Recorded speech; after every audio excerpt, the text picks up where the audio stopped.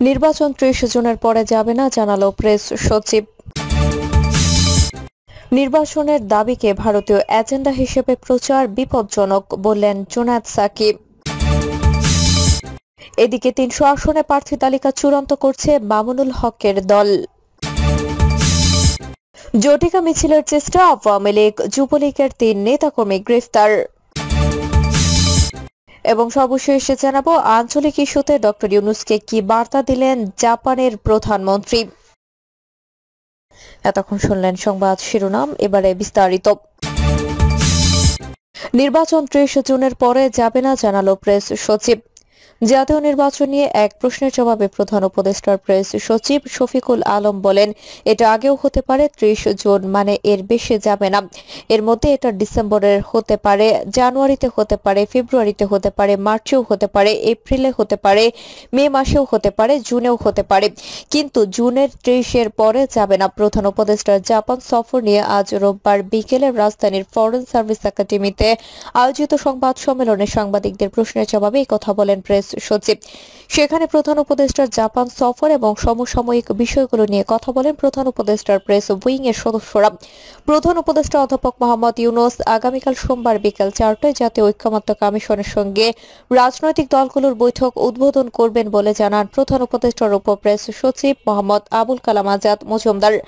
সংস্কার প্রক্রিয়ার সঙ্গে যেসব রাজনৈতিক দল সম্পৃক্ত আছে তাদের সবাইকে ওই বৈঠকে আমন্ত্রণ জানানো হয়েছে বলে জানান আবুল কালাম আজাদ মজুমদার। সংস্কার নিয়ে দ্বিতীয় দফায় আলোচনা শুরু করার জন্য প্রধান উপদেষ্টা এই আলোচনার উদ্বোধন করবেন, যা নিয়ে তিনি বলেন, আমরা আশা করছি যে এই দ্বিতীয় দফা যে আলোচনা, যেটা আগামীকাল থেকে শুরু হচ্ছে, এটা খুব শিগগির শেষ হবে এবং এই আলোচনা শেষেই উনারা জুলাই চার্টার যেটা নিয়ে কাজ করা হচ্ছে সে বিষয়ে একটা সুস্পষ্ট ঘোষণা দিতে পারবেন। প্রধান উপদেষ্টার জাপান সফরের মধ্য দিয়ে দেশটির সঙ্গে বাংলাদেশের সম্পর্ক আরো শক্তিশালী হয়েছে বলে মন্তব্য করেন প্রেস সচিব শফিকুল আলম। এই সফরে দুই দেশের মধ্যে ৬টি সমঝোতা স্মারক সই হয়েছে, জানিয়ে তিনি বলেন, এর মধ্যে একটি হলো তারা আমাদেরকে ডেভেলপমেন্ট পলিসি লোন, যেটাকে বাজেট সাপোর্ট বলে, তারা $৪১৮ মিলিয়ন আমাদের দেবে বলে আশ্বাস দিয়েছে।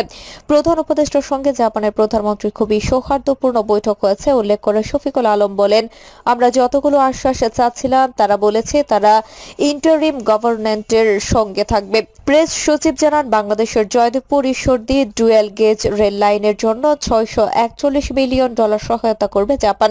এর বাইরে জাপান $৪.২ মিলিয়ন দিচ্ছে হিউম্যান রিসোর্স ডেভেলপমেন্ট এবং স্কলারশিপের জন্য।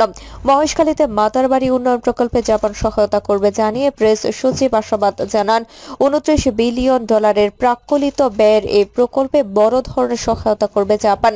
জাপানের প্রধান বিনিয়োগকারী প্রতিষ্ঠানের সঙ্গে প্রধান উপদেষ্টার বৈঠক হয়েছে জানিয়ে তিনি বলেন, তাদের দিক থেকে আমরা ভালো রেসপন্স পেয়েছি। আমরা আশা করছি অনেক বড় বড় জাপানি বিনিয়োগকারীরা বাংলাদেশে আসবে।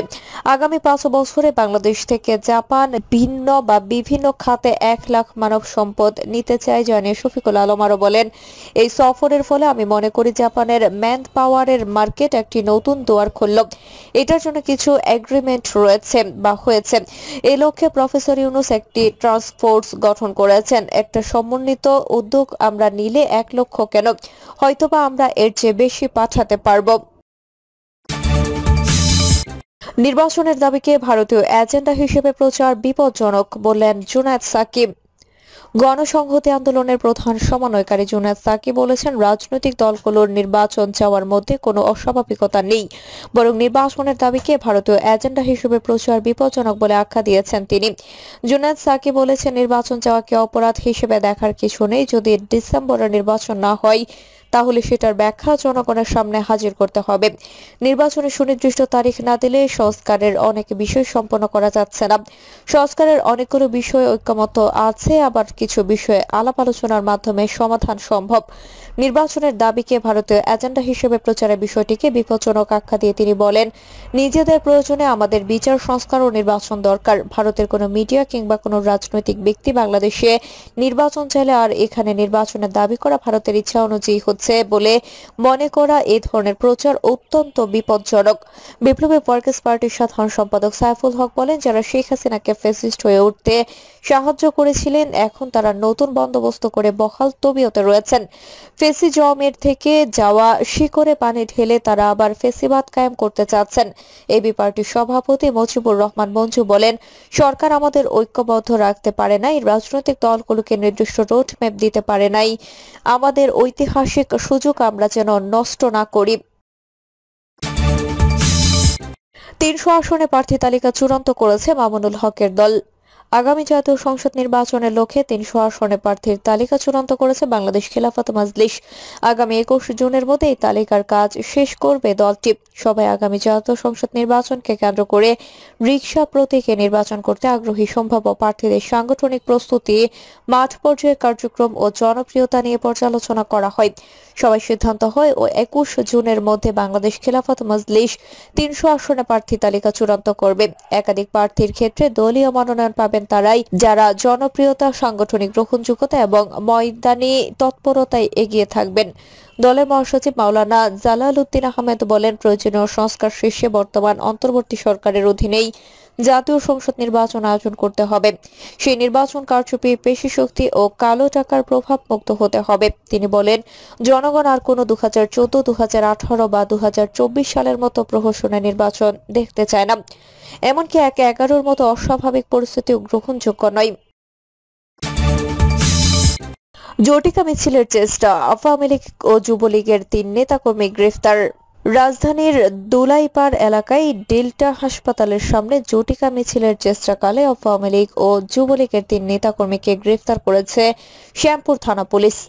গ্রেফতার ব্যক্তিরা হলেন শ্যামপুর থানা আওয়ামী লীগের যুগ্ম সাধারণ সম্পাদক খোরশেদুর রহমান মাসুম, কদমতলী থানা যুবলীগের সদস্য আহসান কবির আদর ও কদমতলী থানা যুবলীগের সদস্য ইদ্রিস আলী ঈশান। উপ পুলিশ কমিশনার তালিবুর রহমান বলেন, শনিবার দুপুরে আওয়ামী লীগ ও দলটির অঙ্গ সংগঠনের কিছু লোক সরকার বিরোধী মিছিল করতে সমবেত হলে ঘটনাস্থল থেকে শনিবার দুপুরে আওয়ামী লীগ ও দলটির অঙ্গ সংগঠনের কিছু লোক সরকার বিরোধী মিছিল করতে সমবেত হলে ঘটনাস্থল থেকে 3 জনকে গ্রেফতার করা হয়। তবে এই সময় অন্যরা দৌড়ে পালিয়ে যায়। গ্রেফতার সবার বিরুদ্ধে সুনির্দিষ্ট অভিযোগে বিভিন্ন থানায় মামলা রয়েছে। তারা সংঘবদ্ধ হয়ে আইনশৃঙ্খলা বিনষ্টের মাধ্যমে দেশকে অস্থিতিশীল করা সহ রাজধানীর বিভিন্ন স্থানে জটিকা মিছিল করার মাধ্যমে জনমনে আতঙ্ক সৃষ্টির অপচেষ্টায় লিপ্ত ছিলেন। আঞ্চলিক ইস্যুতে ডক্টর ইউনূসকে কি বার্তা দিলেন জাপানের প্রধানমন্ত্রী? আঞ্চলিক সহযোগিতা ও শান্তি নিশ্চিত করার লক্ষ্যে বাংলাদেশ সবার সঙ্গে কাজ করবে, এমনটাই দেখতে চায় বন্ধু প্রতিম জাপান। জাপানের প্রধানমন্ত্রী ইশিবা শিগেরু বাংলাদেশের প্রধান উপদেষ্টা মোহাম্মদ ইউনূসকে দ্বিপাক্ষিক বৈঠকে এই বার্তা দিয়েছেন। ঢাকা টোকিওর কূটনৈতিক সূত্রগুলো জানিয়েছে, জাপানের স্থানীয় সময় শুক্রবার টোকিওতে দেশটির প্রধানমন্ত্রীর কার্যালয়ে ইউনূস শিগেরু সব মিলিয়ে আধা ঘন্টার মতো বৈঠক করেন। বৈঠকে তারা অর্থনৈতিক সহযোগিতা, প্রতিরক্ষা, ইন্দো প্যাসিফিক, রোহিঙ্গা, মানব সম্পদ উন্নয়ন সহ বিভিন্ন সহযোগিতার বিষয় নিয়ে আলোচনা করেন। জাপানের প্রধানমন্ত্রী দেশটির কোনো বন্ধু প্রতিম দেশের নাম উল্লেখ না করে আঞ্চলিক সহযোগিতা এবং আঞ্চলিক শান্তি নিশ্চিত করার লক্ষ্যে ডক্টর ইউনূসকে একটি বার্তা দিয়েছেন। শিগেরু বলেছেন, এই ইস্যুতে বাংলাদেশ সবার সঙ্গে কাজ করবে, এমনটাই চাওয়া দেশটির। জাপানের প্রধানমন্ত্রীর এমন বার্তা কিসের ইঙ্গিত করে জানতে চাওয়া হয় আন্তর্জাতিক সম্পর্ক বিশ্লেষক অধ্যাপক ডক্টর ইমতিয়াজ আহমেদের কাছে। ইমতিয়াজ মনে করেন, জাপানের সঙ্গে মিয়ানমারের একটি ভালো সম্পর্ক আছে, বড় সম্পর্ক আছে। আমার মনে হয় জাপান এটা বোঝাতে চাইছে যে সবার মধ্যে যেন ঐক্যমত্য থাকে। করিডোরের বিষয়টি মিয়ানমার পছন্দ করেনি। আরেকটা হলো আরাকান আর্মির সঙ্গে যোগাযোগের বিষয়ে সরকারিভাবে বলা, এটাও মিয়ানমার ভালোভাবে নেয়নি। আর ভারতের সঙ্গে জাপানের বিশাল সম্পর্ক আছে, এটাও মনে রাখতে হবে। আমার মনে হয় আশপাশে যেসব দেশ আছে তাদের মধ্যে যেন ঐক্যমত থাকে, এটাই বোঝাতে চেয়েছে জাপান।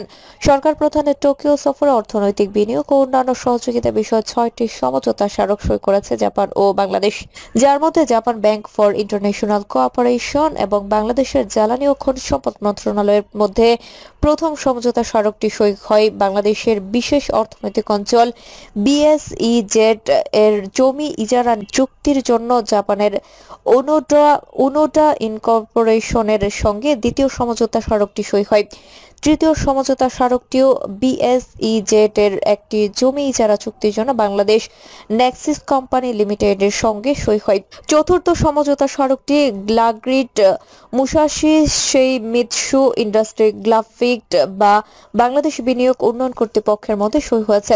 পঞ্চম সমঝোতা স্মারকের আওতায় সাইফার কোর কোম্পানি লিমিটেড বাংলাদেশে তথ্য নিরাপত্তার জন্য 20 মিলিয়ন মার্কিন ডলার বিনিয়োগ করবে। পুরস্কারপ্রাপ্ত উদ্ভাবক তাকাতুশি নাকামোরার কমপ্লিট সাইফার টেকনোলজির উপর ভিত্তি করে ওই প্রকল্প বাংলাদেশকে ডিজিটাল অর্থনীতিতে রূপান্তরে সহায়তা করবে।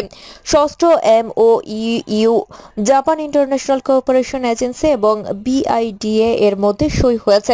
এছাড়া বাংলাদেশ বাজেট সহায়তার রেলের উন্নয়ন এবং অনুদান হিসেবে 106 কোটি 30 লাখ ডলার ঋণ দিতে রাজি হয়েছে জাপান, যার মধ্যে বাংলাদেশের অর্থনৈতিক সংস্কার এবং জলবায়ু স্থিতিশীলতার জন্য উন্নয়ন ঋণ হিসেবে 41 কোটি 80 লাখ ডলার দেবে জাপান। আর জয়দেবপুর ঈশ্বরদী রেলপথকে ডুয়াল গেজ ডাবল লাইনে উন্নত করতে 64 কোটি 10 লাখ ডলার পাওয়া যাবে।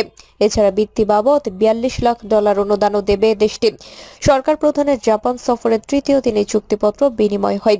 ইউনুস শিগেরুর বৈঠকের পর এক যৌথ সংবাদ বিজ্ঞপ্তিতে জানানো হয়, প্রতিরক্ষা সরঞ্জাম ও প্রযুক্তি হস্তান্তর সংক্রান্ত চুক্তিতে বাংলাদেশ ও জাপান নীতিগতভাবে একমত হয়েছে এবং চুক্তিটি দ্রুত সম্পন্ন হবার আশা প্রকাশ করেছে উভয় পক্ষ। পাশাপাশি উভয় পক্ষ রাজনৈতিক ও নিরাপত্তা সহযোগিতা আরও জোরদার করার প্রতিশ্রুতি পুনর্ব্যক্ত করেছে। জাপানের অফিসিয়াল সিকিউরিটি অ্যাসিস্ট্যান্সের অধীনে বাংলাদেশ নৌবাহিনীকে 5টি টহল নৌকা দ্রুত সরবরাহের প্রতিশ্রুতিও দেওয়া হয়েছে। প্রিয় দর্শক, এই ছিল এখনকার সর্বশেষ সংবাদ। আপনি সব সংবাদ পেতে চ্যানেলটি সাবস্ক্রাইব করে বেল আইকনটি ক্লিক করে রাখুন।